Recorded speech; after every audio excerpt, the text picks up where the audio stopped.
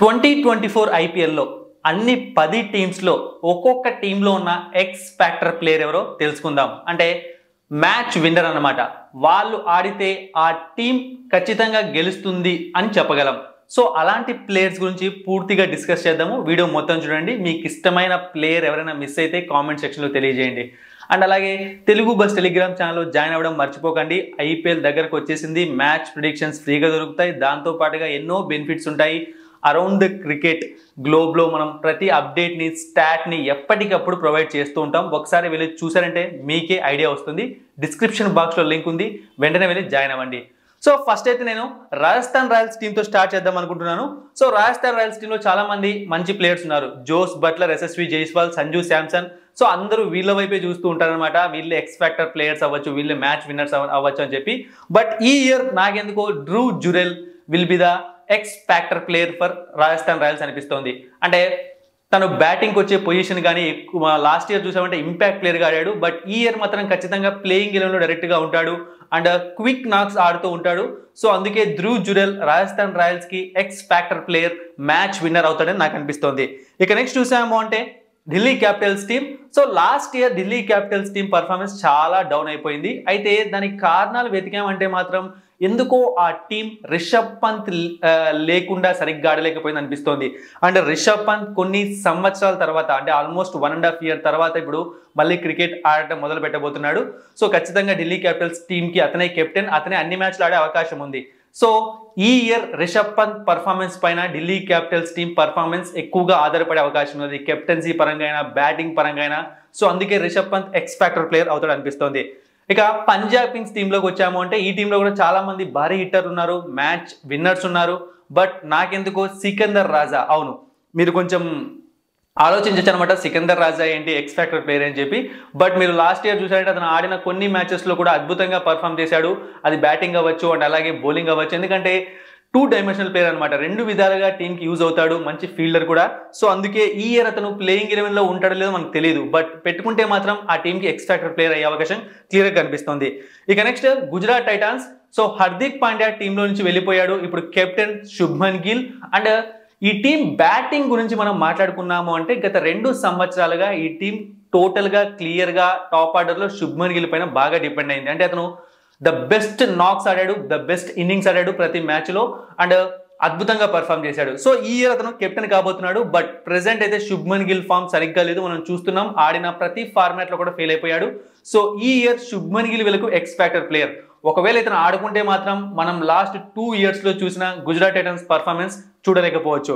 ఇక నెక్స్ట్ చూసాము అంటే royal Challengers Bengaluru. So RCB అనగానే ప్రతి ఒక్కరు విరాట్ కోహ్లీ వైపు వెళ్ళిపోతారు. But fab du Plessis, Virat Kohli, Glenn Maxwell భారీ హిట్టర్స్ ఉన్నారు. Rajat Patidar fantastic player. But నాకెందుకో విల్ జాక్స్, అవును నేనే చెప్పాను, విల్ జాక్స్ ప్లేయింగ్ 11లోకి రావడం కష్టమే. కానీ నేనేమంటున్నానంటే అతను వస్తే మాత్రం ఎక్స్ ఫ్యాక్టర్ ప్లేయర్ ఖచ్చితంగా అవుతాడు. ఎందుకంటే అద్భుతమైన స్ట్రైక్ రేట్తో బ్యాటింగ్ చేయగలడు అండ్ అదే టైంలో అతను ఒక మంచి బౌలర్ కూడా, అవును మంచి స్పిన్ బౌలింగ్ కూడా చేయగలడు. సో ఆ విధంగా టీంకి యూజ్ అవుతాడు. బట్ టీంలోకి రావడం మాత్రం 99% కష్టం. బట్ నాకైతే మాత్రం ఈ ఇయర్ అతనే ఎక్స్ ఫ్యాక్టర్ ప్లేయర్ అనిపిస్తుంది ఒకవేళ టీంలోకి వస్తే మాత్రం. అయితే ఇతనికి కొన్ని ప్రాబ్లమ్స్ ఉన్నాయన్నమాట. స్పిన్ ఫ్రెండ్లీ, అంటే స్పిన్ వికెట్స్ పైన కొంచెం తక్కువగా ఆడతాడు. బట్ చిన్న స్వామిలో ఆడితే మాత్రం అదిరిపోతుంది అనిపిస్తుంది. ఫ్లాట్ వికెట్ పైన ఈ భారీ హిట్టర్ ఏ బౌలర్ అని చూడకుండా హిట్టింగ్ చేస్తాడు అనిపిస్తుంది. ఇక next Mumbai Indians. So Mumbai Indians టీంలో భారీ హిట్టర్స్ అందరూ X factor players. Ishan Kishan, Rohit Sharma, Suryakumar Yadav, Hardik Pandya వచ్చాడు and Nehal Wadhera, so Tilak Varma. So చెప్పుకుంటూ పోతే చాలా పెద్ద బ్యాటింగ్ లైనప్ ఉంది.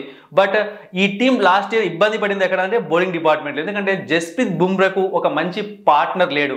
సో దిల్షన్ మధుశంకర్ రూపంలో టీంలోకి మంచి బౌలర్ వచ్చాడు. బట్ మనం లాస్ట్ కొన్ని సీజన్స్ బ్యాక్ మలింగా లాంటి బౌలింగ్ యాక్షన్తో ఎవరైనా మనకి కనిపిస్తున్నారా అంటే ప్రెసెంట్ ఉన్న శ్రీలంక క్రికెట్లో చాలా మంది కనిపిస్తున్నారు, మతీష పత్రాన. కానీ ఇప్పుడు Nuwan Thushara new generation, new talent అని చెప్పుకోవచ్చు. సో ఇతను ప్లేయింగ్ 11లో ఉంటే మాత్రం మేబీ నెక్స్ట్ మలింగా లాగా అయ్యే అవకాశం ఉంది ముంబై ఇండియన్స్ టీంకి. సో అందుకే ఇతను ఎక్స్ ఫ్యాక్టర్ ప్లేయర్ అవుతాడు అనిపిస్తుంది. ఎందుకంటే బ్యాటింగ్లో వీళ్ళని కొట్టడం చాలా కష్టమే, కానీ బౌలింగ్లోనే వీళ్ళకి ప్రాబ్లమ్స్ ఉన్నాయి కాబట్టి. ఇక నెక్స్ట్ చూసాము అంటే కోల్కతా నైట్ రైడర్స్. సో ఈ టీంకి ఉన్న మెయిన్ ప్రాబ్లం ఫస్ట్ నుంచి చెప్తున్నాము, బౌలింగ్ డిపార్ట్మెంట్లోనే ఎక్కువ ప్రాబ్లమ్స్ కనిపిస్తున్నాయి.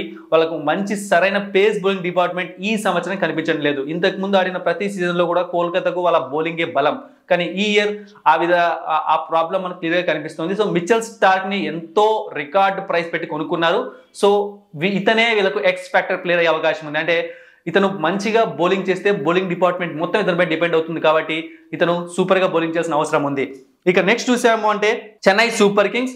సో చెన్నై సూపర్ కింగ్స్ లో కూడా చాలా మంది మ్యాచ్ విన్నర్స్ ఉన్నారు. బట్ ఈ year I'm going with Daryl Mitchell, ఎందుకంటే మిడిల్ ఆర్డర్ లో ఖచ్చితంగా ప్లేయింగ్ ఎలెవెన్ లో ఉంటాడు. సో T20లో ఓపెనింగ్ మిడిల్ ఆర్డర్ ఎంత ఇంపార్టెంటో మనకు తెలుసు అనమాట. సో ఆ విధంగా చూసుకున్నప్పుడు డారెల్ మిచెల్ పర్ఫార్మెన్స్ కూడా అద్భుతంగా ఉంది. ఈ గత 2-3 ఇయర్స్ గా అద్భుతంగా పర్ఫామ్ చేస్తున్నాడు. సో సిఎస్కే బ్యాటింగ్ డిపార్ట్మెంట్ మరింత స్ట్రాంగ్ అయిపోయింది డారెల్ మిచెల్ ద్వారా, అందుకే ఇతను సిఎస్కేకి ఎక్స్ ఫ్యాక్టర్ ప్లేయర్ అయ్యే అవకాశం ఉంది. ఇక నెక్స్ట్ చూసాము అంటే సన్ రైజర్స్ హైదరాబాద్. సో ఎక్కువగా మనం ఆలోచించాల్సిన అవసరం లేదు. రీసెంట్ గా అంటే ఈ వీడియో చేస్తున్న ఒక రోజు ముందు కూడా Heinrich Klaasen, so south Africa T20 league లో 16 balls లో half century, record half century అనమాట సౌత్ ఆఫ్రికా T20 లీగ్ లో. అండ్ SRS తరపున ఆడిన ప్రతి మ్యాచ్ లో కూడా అద్భుతంగా పర్ఫామ్ చేశాడు. సో ఈ ఇయర్ వీళ్ళకు X factor player Heinrich Klaasen. ఇక next Lucknow super Giants. So Lucknow super Giants team లో చూసాము అంటే నికోలస్ పురాన్ లాస్ట్ ఇయర్ ఎలాంటి నాక్స్ ఆడడం మనం చూసాము, క్విక్ నాక్స్ అనమాట. సో ఈ ఇయర్ కూడా అతనిపైనే టీం ఆ లోయర్ ఆర్డర్ లో డిపెండ్ అయ్యే అవకాశం ఉంది. అంటే భారీ, అంటే కొన్ని మ్యాచ్లు ఓడిపోతారు అనుకున్న మ్యాచెస్ కూడా వాళ్ళు ఈజీగా గెలిచేశారు నికోలస్ పురాన్ వల్ల. సో అందుకే Nicholas Pooran X factor player అవుతాడు అనిపిస్తుంది లక్నో సూపర్ జైంట్స్ టీమ్ కి. సో నేను చాలా మంది ప్లేయర్స్ ఉంటారు స్క్వాడ్ లో, ప్లేయింగ్ గేమ్ లో, బట్ ఒక్కొక్క ప్లేయర్ ని వాళ్ళ స్పెషాలిటీని బట్టి తీసుకున్నాను అనమాట. ఒకవేళ మీకు నేను చెప్పిన పేర్లు కాకుండా మీరు ఎవరైనా అనుకుంటూ ఉంటే కామెంట్ సెక్షన్ లో తెలియజేయండి. అలాగే టెలిగ్రామ్ ఛానల్లో జాయిన్ అవ్వడం మర్చిపోకండి, డిస్క్రిప్షన్ బాక్స్ లో లింక్ ఉంది. Thank you for watching and supporting మీ. మరిన్ని ఇంట్రెస్టింగ్ వీడియోస్ కోసం సబ్స్క్రైబ్ చేయడం మర్చిపోకండి.